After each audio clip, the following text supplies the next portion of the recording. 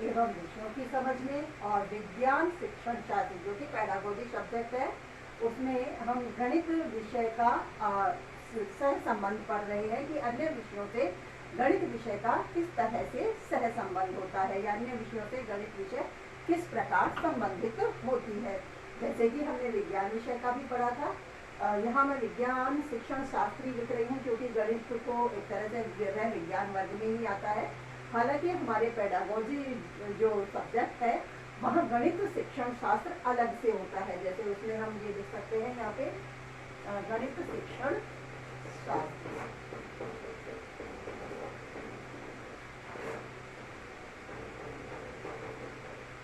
जो pedagogy subject होगा वो इस नाम से ही होगा, जिसमें अपन गणित का अध्ययन कर रहे हैं। सब्जेक्ट मैंने इसीलिए नहीं बदला है क्योंकि वह विज्ञान से रिलेटेड ही है, और गणित जब हम पढ़ रहे हैं तो पढ़ने वाले स्टूडेंट्स इस बात को समझ भी लेंगे कि जिनके पास गणित टीचिंग सब्जेक्ट है वो इस पर ध्यान देंगे। बाकी इन जो भी जैसे बीएड वाले 4th ईयर और बीएससी बीएड वाले 4th ईयर और बीएड फर्स्ट ईयर वाले बच्चे जिनके पास कंपलसरी के रूप में संकाय एवं विषयों की समझ है, वहाँ इसको पढ़ना ही है क्योंकि ये उस सब्जेक्ट में सारे टॉपिक्स को उसमें समाहित किया गया है। तो इस दृष्टि से उसका अध्ययन तो हमें करना ही है। बाकी गणित टीचिंग वाले स्टूडेंट्स भी हमें ध्यान, गणित टीचिंग वाले स्टूडेंट्स भी इस चीज़ का ध्यान रखेंगे। तो इसीलिए मैंने यहाँ इसको विज्ञान में ही लिखा रहने दिया है। ठीक है, अब हम जो लिख रहे हैं गणित विषय का अन्य विषयों से सह संबंध, उसे पढ़ लेते हैं। थोड़ा सा इसके बारे में हम पढ़ भी चुके हैं। कुछ विषयों का जो सह संबंध है गणित विषय का वो हम पढ़ चुके हैं। कुछ विषय और जो रह रही है, जैसे वाणिज्य है, इतिहास है, ड्राइंग है, भाषा है, तो ये किस तरह से गणित विषय से सह संबंधित होती है उनको हम पढ़ रहे हैं। गणित विषय का गणित विषय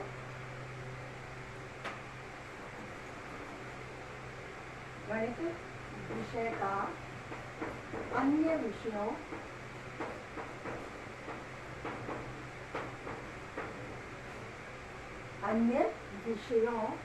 से सह संबंध।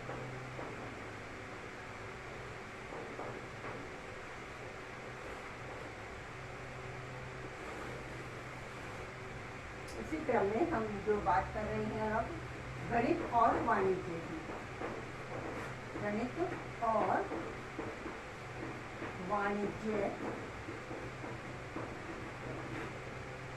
का सह संबंध।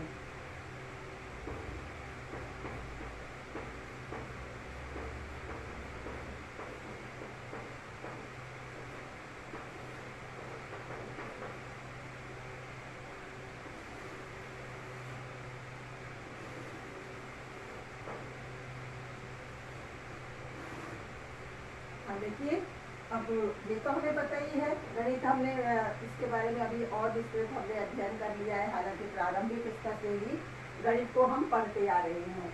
अभी जो हमने आज इसका समझा था उसमें हमने यही पढ़ा था कि गणित क्या है, गणनाओं से संबंधित है। एक तरह से विभिन्न प्रकार की गणनाओं का कार्य किसमें होता है, गणित में होता है, और यही इसके शाब्दिक अर्थ को भी व्यक्त करता है कि जैसे गणना की इसमें अत्यधिक प्रधानता होती है। और जो वाणिज्य है तो इसमें भी एक तरह से किस तरह से का जो लाभ है, हानि है, या किस तरह से बट्टा दिया जाना है, किस तरह से अंकित मूल्य निर्धारित करना है, क्योंकि वाणिज्य किससे संबंधित होता है, व्यवसाय से संबंधित होता है। और व्यवसाय में इन चीजों की प्राथमिकता होती है, और इनका जो भी ज्ञान है या कहें इनकी गणना जो भी होती है वो किस पर आधारित होती है, गणित पर आधारित होती है। तो इस दृष्टि से हम ये बता सकते हैं कि गणित भी वाणिज्य से सह संबंधित होती है, या कहें कि वाणिज्य का ज्ञान गणित की सहायता के बिना दिया जाना संभव नहीं होता है। इसीलिए हमने गणित को वाणिज्य से सह संबंधित करके बताया है। गणित की वाणिज्य में एक प्रकार से महत्वपूर्ण भूमिका होती है, क्योंकि वाणिज्य में प्रतिशत, लाभ, हानि, बट्टा, ब्याज, ऋण संबंधी बातें, ये सभी गणित के बिना संभव नहीं है, गणित के माध्यम से ही बताई जाती है। इसीलिए हम कह सकते हैं गणित और वाणिज्य का सह संबंध होता है।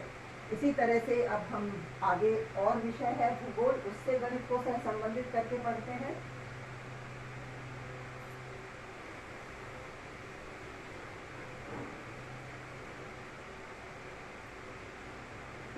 गणित और भूगोल।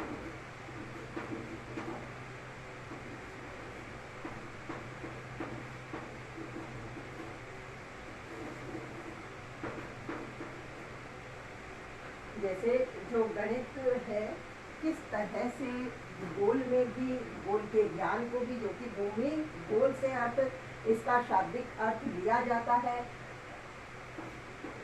भूमि गोल, ठीक है।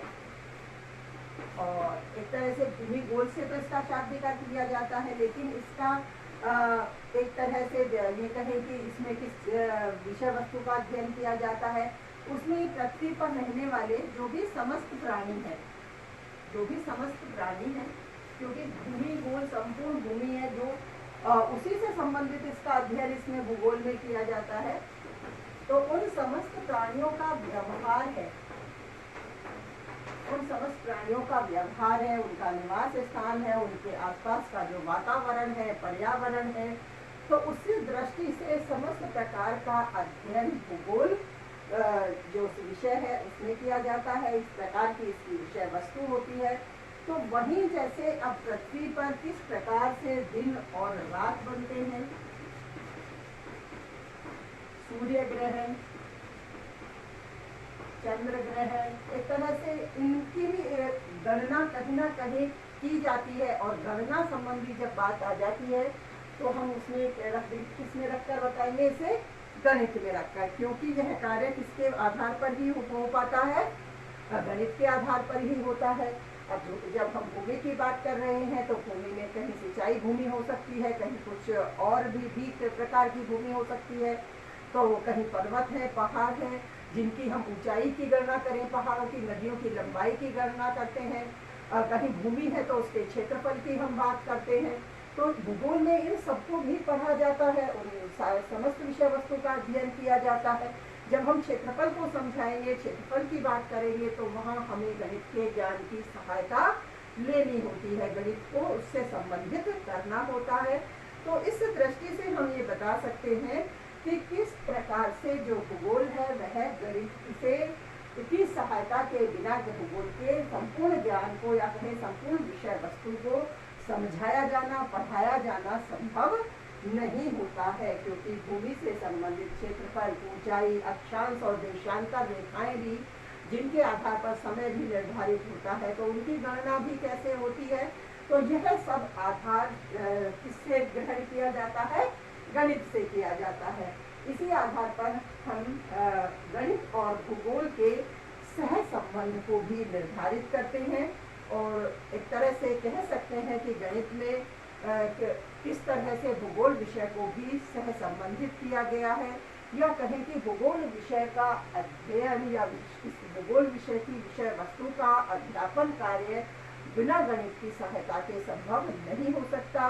गणित की इसमें विशेष भूमिका होती है, क्योंकि भूगोल में पृथ्वी के आकार, गति, क्षेत्रफल, दूरी, ऊंचाई, अक्षांश व देशांतर रेखाएं या तापक्रम आदि कई विषय वस्तु है, या जैसे पर्वत, पहाड़ हैं, उनकी भी किस तरह से ऊंचाई निकाली है, या और भी कई तरह की गणना संबंधी बातें हैं या विषय वस्तु है, उनका अध्ययन किस प्रकार किया जाना है। तो यह अध्ययन गणित के ज्ञान के बिना संभव नहीं होता है। इस दृष्टि से भी गणित विषय वस्तु, गणित की विषय वस्तु भूगोल की विषय वस्तु से सह संबंधित होती है और इसे सह संबंध करके पढ़ाया जाना आवश्यक हो जाता है। इसी तरह से अब हम आगे और विषय की बात करें, जैसे कि इतिहास। तो इतिहास किस तरह से गणित से सह संबंधित होता है।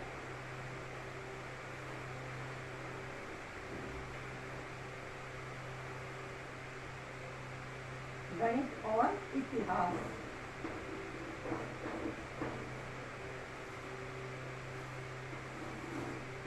जैसे अब इतिहास में तो सबको पता है कि एक तरह से जो भी ऐतिहासिक घटनाएं हैं, यानी जो भी अतीत से संबंधित है, इतिहास की विषय वस्तु क्या होती है, अतीत से संबंधित होती है। इसका शाब्दिक अर्थ क्या होता है, जैसे कि ऐसा ही हुआ, ऐसा ही हुआ, इसी से अर्थ लिया जाता है इसका, क्योंकि इतिहास क्या है, जो हो चुका है, जो घटित हो चुका है वही इतिहास है। क्या इतिहास में किस तरह से अतीत में घटनाएं घटित हैं, किस तरह से हमारी संस्कृति रही होगी, किस तरह के जैसे रियासतें रही होंगी, किस तरह से राजाओं के शासन रहे होंगे, किस तरह की शासन व्यवस्था थी, क्या युद्ध नीतियां थी, तो ये सब कब कौन से समय में रही होंगी, किस सन में रही होंगी। इस तरह के सन की जब हम बात करते हैं तो ये सन की गणना किसमें होती है, गणित में होती है।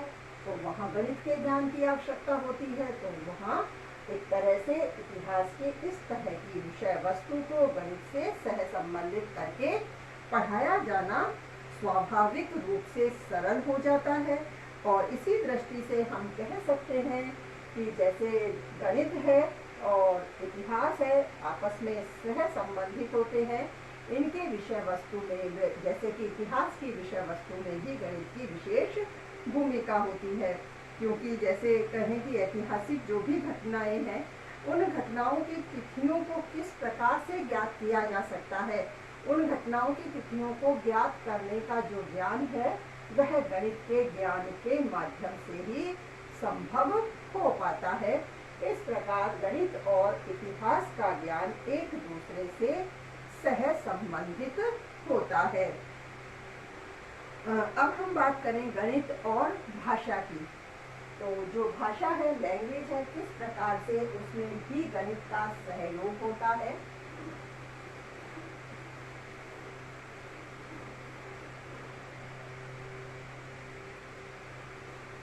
गणित और भाषा।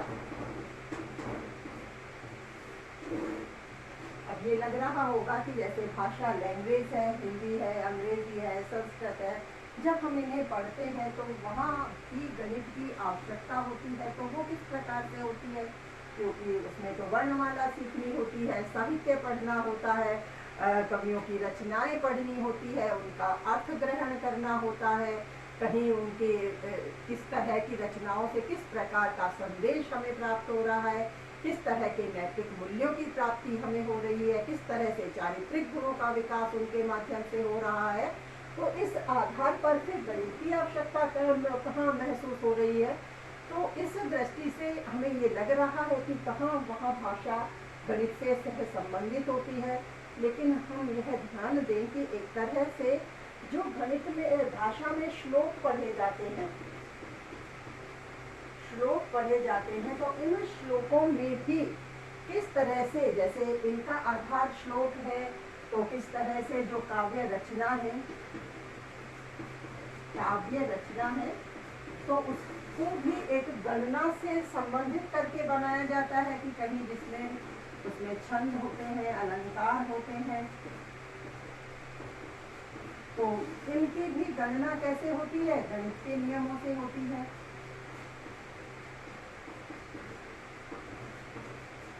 गणित के नियमों से होती है। कैसे होती है, क्योंकि छंद में मात्राओं की संख्या को गिना जाता है, मात्रा की संख्या या कहे वर्ण की संख्या। जैसे भाषा के जो भी विद्यार्थी हैं वो इस बात की जानकारी रखते हैं कि किस तरह से छंद की गणना की जाती है, उसमें मात्रा और वर्णों की संख्या का, इनकी संख्या का किस तरह से ध्यान रखा जाता है और उनकी गणना किस आधार पर की जा सकती है, गणित के नियम, यानी गणित का ज्ञान वहाँ आवश्यक हो जाता है। तो इस तरह से भाषा में जैसे गणित की आवश्यकता होती है, अब इसी तरह से जब हम गणित की बात कर रहे हैं, तो भाषा की बात हो गई, गणित की बात करें तो इसमें किस तरह से भाषा का ज्ञान उपयोगी होता है। तो सबसे पहली बात तो यही है कि जैसे गणित के जो भी नियम हैं, सिद्धांत हैं, सूत्र हैं, हालांकि जैसे जो डिजिट्स हैं, अंक हैं, उन्हें तो हम गणित की भाषा में ही पढ़ रहे हैं, लेकिन गणित के जो अंक हैं उन्हें हम पढ़ रहे हैं, लेकिन बड़े प्रश्न होते हैं, सवाल होते हैं, उन्हें समझने के लिए कोई ना कोई सिद्धांत या नियम होता है जिसे हम समझते हैं। तो वह सिद्धांत या नियम भी केवल अंकों में या डिजिट में लिखा जाए यह आवश्यक नहीं होता। हमेशा उसके लिए अंकों की भी आवश्यकता होती हो या अंकों में ही वह पूरा हो जाए, यह जरूरी नहीं होता। तो गणित का ज्ञान भी किसी न किसी भाषा के माध्यम से दिया जाता है, कहीं ना कहीं कोई ना कोई भाषा उसमें उपयोग में आ रही होती है। तो जिस भाषा में हम शिक्षण कार्य कर रहे हैं तो उस भाषा का ज्ञान हमें होना आवश्यक है, क्योंकि गणित के संपूर्ण ज्ञान के लिए, गणित का जो संपूर्ण ज्ञान है जिसमें एक तरह से हम कहें बहुत सारे सिद्धांत हैं, नियम है, सूत्र हैं, जिनका ज्ञान किसके माध्यम से कर सकते हैं हम, भाषा के माध्यम से, क्योंकि वो किसी न किसी भाषा में ही लिखे जाते हैं। हमेशा केवल गणित में ही लिखकर पूरे हो जाएं ऐसा नहीं हो पाता है। इस दृष्टि से हम ये कह सकते हैं कि गणित और भाषा भी सहज संबंधित होती है।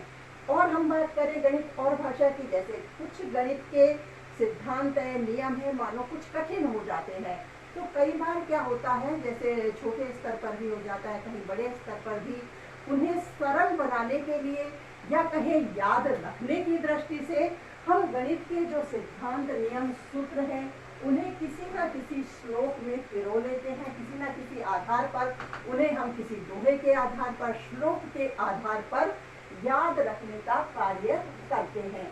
और जो नियम, सिद्धांत कठिन होते हैं, जो गणितीय भाषा में जिन्हें याद करना कठिन होता है, वह गणित सिद्धांत, नियम भाषा के आधार पर, भाषा के किसी श्लोक के आधार पर उन्हें याद रखना अत्यधिक सरल हो जाता है और अधिक समय तक वो याद भी रह पाते हैं।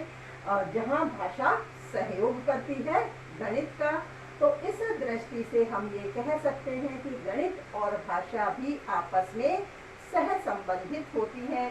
भाषा में भी गणित के ज्ञान की आवश्यकता होती है, जहाँ हमने छंद और अलंकारों की बात की है, किस तरह से मात्राओं की गणना, वर्णों की गणना गणित के ज्ञान से हो पाती है। इसी प्रकार से गणित के सिद्धांत, नियम हैं, सूत्र हैं, उनमें या किसी तरह के ऐसे प्रश्न हैं जिनमें भाषा की आवश्यकता होती है, या कठिन सिद्धांत और सूत्रों को, नियमों को याद रखने के लिए कहीं ना कहीं श्लोकों की भी आवश्यकता होती है।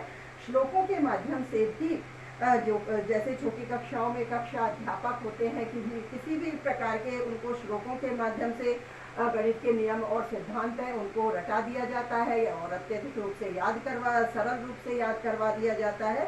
तो हम ये कह सकते हैं कि गणित और जो भाषा है वो आपस में सह संबंधित होती है। बहुत सारे, आज ही नहीं वैसे प्राचीन काल से ही अनेक विद्वान इस तरह से श्लोकों के माध्यम से भी गणितीय नियमों का ज्ञान देते आ रहे हैं। तो हम यह कह सकते हैं कि गणित और भाषा है वह आपस में सहज संबंधित होती हैं। इसी तरह से अब और हम बात करें गणित और ड्राइंग की, जो कि चित्रकला है।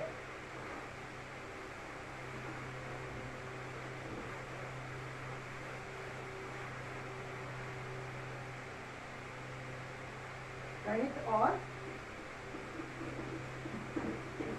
चित्रकला या ड्राइंग, वो भी आपस में किस तरह से सह संबंधित होती है। सबसे पहली बात तो जैसे रेखा गणित होता है गणित में, तो किस तरह से उसमें उनकी आकृतियां बनाई जाती हैं, तो वहाँ आकृतियों की कुशलता के लिए आर्ट का, जैसे ड्राइंग का अच्छा होना आवश्यक होता है। इस दृष्टि से गणित का शिक्षण करते समय ड्राइंग के भी और भी विशेष ध्यान देने की आवश्यकता हो जाती है। छात्रों से सुंदर और स्वच्छ रेखा चित्र बनवाए जाते हैं, उनकी आकृतियां बनवाई जाती हैं।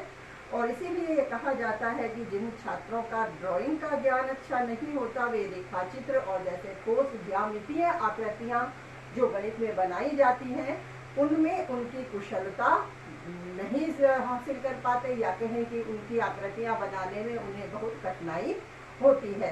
तो इस दृष्टि से गणित और जो ड्राइंग है वह भी आपस में सह संबंधित होते हैं। इस प्रकार से गणित विषय का अन्य विषयों से सह संबंध हमने पढ़ा है कि जो गणित का पाठ्यक्रम है वह अन्य विषयों के पाठ्यक्रम से किस प्रकार से पारस्परिक रूप से सह संबंधित होता है। सह संबंध के सिद्धांतों के अनुसार हम यह कह सकते हैं कि जैसे जो ज्ञान है वह टुकड़ों में प्राप्त नहीं किया जा सकता, ज्ञान को किस प्रकार एक संपूर्ण इकाई के रूप में ग्रहण किया जाता है। जैसा कि मैंने पहले भी बताया था कि सहसंबंध को पढ़ाते समय भी ये बताया था कि जो भी ज्ञान है वह एक संपूर्ण इकाई के रूप में ही बालक तक संप्रेषित किया जाता है, क्योंकि बालक एक स्वयं को भी संपूर्ण रूप से ही, केवल मस्तिष्क को विद्यालय नहीं लाता है, वह संपूर्ण शरीर के माध्यम से ही, संपूर्ण रूप से ही एक तरह से समस्त अंगों के साथ विद्यालय में आता है। और ज्ञान को भी वह उसी प्रकार से संपूर्ण रूप में ग्रहण करना चाहता है और हम भी उसे ज्ञान को संपूर्ण रूप में ही प्रदान करना चाहते हैं।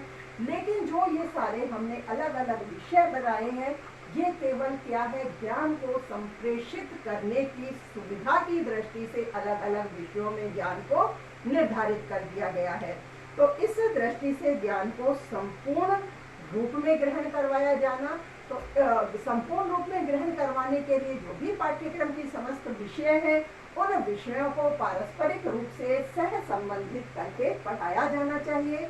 इस दृष्टि से जो आज हमने गणित विषय को पढ़ा है, इससे पहले गणित और अन्य विषयों को भी हमने पढ़ा है, तो इस तरह से समस्त विषयों को किस प्रकार अन्य विषयों से सह संबंधित करके पढ़ाया जाना चाहिए, तो यह हमें ध्यान रखना है। और इसको हमने स्पष्ट रूप से समझ लिया है, क्योंकि अधिगम के लिए, सीखने के लिए, और यदि अधिगम को सरल और अधिक रुचिकर बनाना है और अधिक प्रभावशाली बनाना है, तो उसके लिए पाठ्यक्रम के सभी विषय एक दूसरे से सह संबंध स्थापित करके पढ़ाने चाहिए। इससे आगे अब हम कल पढ़ेंगे।